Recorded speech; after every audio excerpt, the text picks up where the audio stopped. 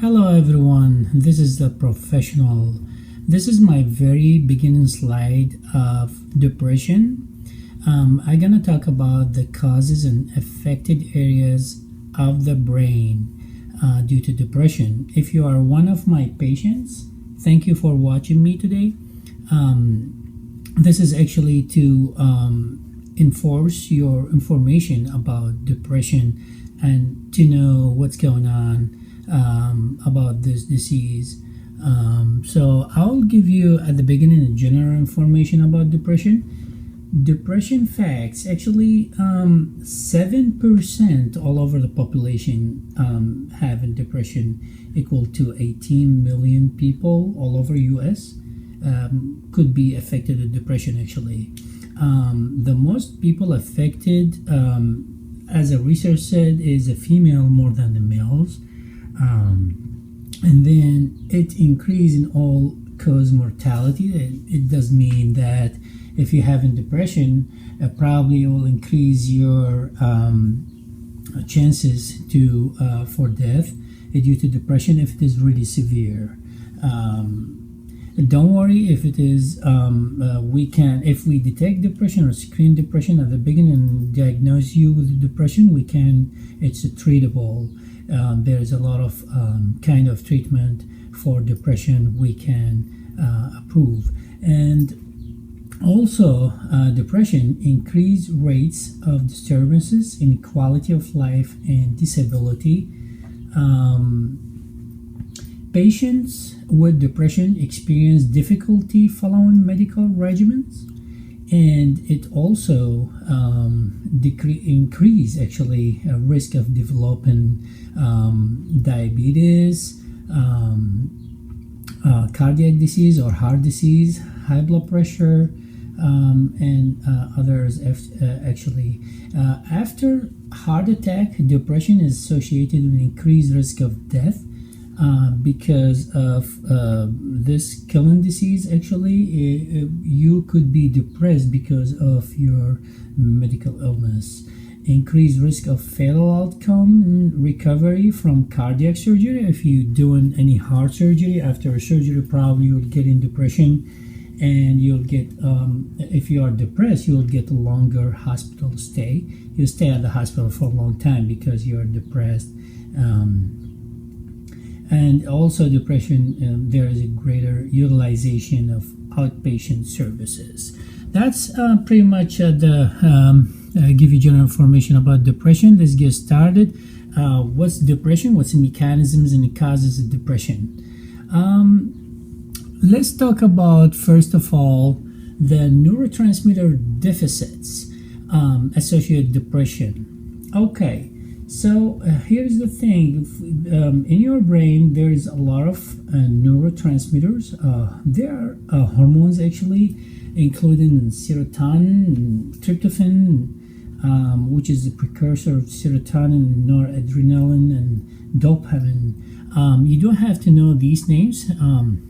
These are all chemicals inside your brain. These are the ones who are responsible for your mood. So let's say if you have a chemical imbalance of these hormones inside your brain, you would get depression. Let's say these are the hormones availability increase through pharmacological action. They gonna block the reuptake at the neurosynaptic neuron right here. Let me show you right here. So these are the vesicles who containing the hormones. They the neurotransmitters. So they should be released here and go to the adjacent cell, to the other cell. So if these hormones and neurotransmitters not transmitted the way it should be, so and then accumulated right here, presynaptic cell, so they won't get released. What happened is, so if they won't get released, you will get less hormones circulated all over your body, then you get depression.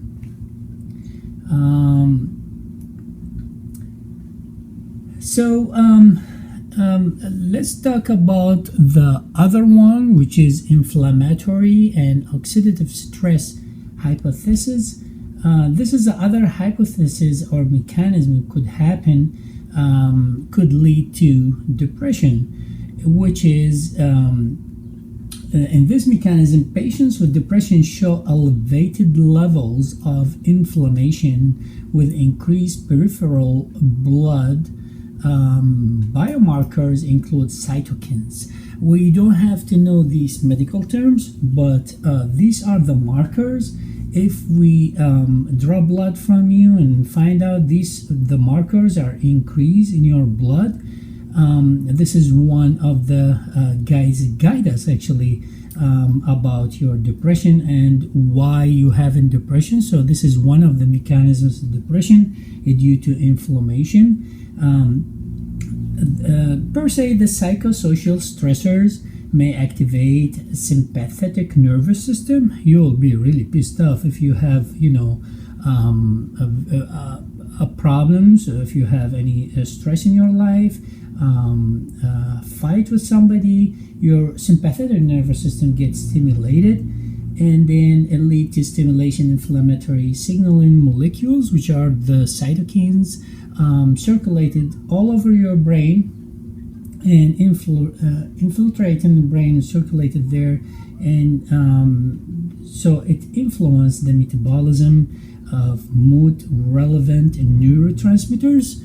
These are the ones, the neurotransmitters right here. So if there is not a good metabolism of these neurotransmitters, there would be deficiency of these neurotransmitters. If you see the difference here between the people depressed and the people not depressed, there is a good availability of the hormones here, but here and there, MRI results, there is less hormone availability in their brain. That's mean they are deficient of these hormones. That's why they get in depression. Okay, now the other thing is the other hypothesis is called the neurotrophin hypothesis. In a neurotrophin hypothesis, the brain-derived neurotrophin factor, which is a protein, actually, is a protein synthesis inside your brain. It disrupted by stress induced dysregulation of glutamate receptors. These are receptors inside your brain, so it could lead to depression too. So if there is decrease in a brain-derived neurotrophic factor, may lead to neuronal and dendritic atrophy. So because they are not working, so imagine that you have your calf muscle is not working the way it should be, and you're not walking every day and all that, and you sit in for a long time, so your muscle get atrophied. That means shrink in size. The same happen in your brain, you shrink in size because there is less protein synthesis inside your brain. This other hypothesis could lead to depression too. Well, the major cause of depression, all of us, all of you guys know it's stress, because of loss of loved one or difficult relationship. You broke up with your, girlfriend, or you broke with your boyfriend, or some stuff like that. Your wife, your divorce, all this kind of situations. This would trigger depression in some people. The other thing is genes. Genes, if depression runs in your family, actually, this is the major cause. This is one of the causes. You could get depression because of that, or the cause of depression is unknown, actually. And then the final one is a combination of all these factors. All right, a lot of information. So let's talk about the affected areas of the brain. It's going to be the last one we talk about today. Imagine that these are the medical terms you don't have to know. For med students, you have to know, actually. For docs, of course, they know what's going on. So let's talk about the anterior cingulate and prefrontal cortex, orbitofrontal amygdala. these are all located here at the very beginning of your brain. It's called the frontal lobe. Right here, the prefrontal cortex, especially anterior cingulate cortex. Imagine that the anterior lobe, your brain, which is these two important parts available, it could affect your personality, feeling, attention, movement. So if you are depressed, you would get your mood gonna be affected, your emotions would be affected, and especially if this anterior lobe get affected. So if the amygdala especially and the basal ganglia both affected, which is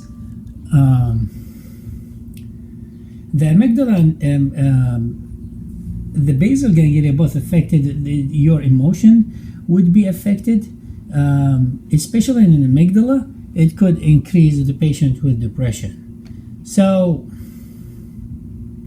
the other one is the hippocampus, which is associated cognitive and memory. So your concentration gonna be less, your memory gonna be less. If there is decrease in the mass or the volume of this certain part of your brain, maybe associated with decreased attention, so concentration, memory, and motivation. We won't be motivated anymore. Actually, if you have a desire before to go to the gym, after you get depressed because all these mechanisms that we talked about, so you won't get motivated anymore. So your hippocampus, it would be affected in your brain, and this the other, which is this part, actually the hippocampus, this part of your brain. If this part also get affected, you will affect your motivation, concentration, and attention. The other part is the ventral stratum and the hypothalamic pituitary adrenal axis, is HIPA. The HIPA axis is very important. The HIPA axis, it's actually in this picture. I'll show you this picture. This is the HIPA axis. This is the hypothalamus. This is the anterior pituitary, and this is the little adrenal glands sitting right above the kidneys. There is axis between them. Actually, the hippocampus may become dysregulated from stress. If you are under stress, it would get dysregulated with this releasing the hormone. Proposed mechanisms reduce cortisol regulated negative feedback control. So what will happen is the hypothalamus releases some hormone, goes to your pituitary, and pituitary also releases some hormone, one of them called ACTH, adrenal corticotrophic hormone. It goes to your adrenal gland sitting right on the kidneys, and these after it gets stimulated, should release some cortisol hormone. So if you are under stress, more cortisol, guess what happened? You'll get depressed. And the other thing is, what will happen? It'll happen that you will get a lot of infections. Actually, the new research said that if you're releasing a lot of cortisol hormone, you will get a lot of depression, a lot of infections. I'm sorry. So the people, they wonder why they get a lot of upper respiratory infections and all that. And hey doc, I feel congested. Now 3 weeks ago I was congested too. I don't know what's happened. Why I'm keep getting these kind of flu and all that. So because you are under stress, you are releasing a lot of cortisol hormones, so you're getting a lot of infections. Pretty much it about causes, mechanisms, and affected areas of your brain. I want you to stay tuned for the next presentation, because the next presentation I'm going to talk about the clinical presentation of depression. Thanks so much for watching, and have a good day.